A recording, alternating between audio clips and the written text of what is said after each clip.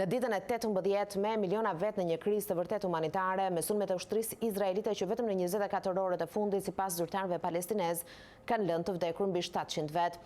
Shqetësimi më i madh në këto momente, edhe i agjensive kryesore të Organizatës Kombeve të Bashkuara, është ndalimi i operacioneve dhe ndërhyrjeve të menjëhershme pasi spitalet nuk kanë më as energji elektrike, as naftë për gjeneratorë dhe as furnizimet e nevojshme për spital, duke nisur nga uji distiluar.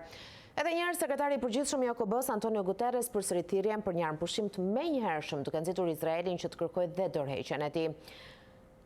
Mjekët në Gaza po punojnë edhe sipas të agjensive të Kombeve të Bashkuara në kushte çmimërzore, pasi në mes të një shiu bombash, pacientët dhe sidomos fëmijët e kanë të domosdoshëm oksigjenin që për çështje orësh do të mbarojë.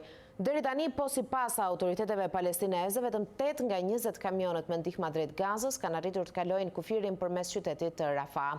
Sipas OKB-s, 6 spitale kanë dalë jashtë funksionit, po nga nisja e luftës. Po sipas OKB-s, janë mbi 1000 pacientë çdo ditë që rrezikojnë jetën pasi varen nga dializat dhe mbi të gjitha në rrezik është jeta e 130 bebeve të ardhura në jetë para kohe.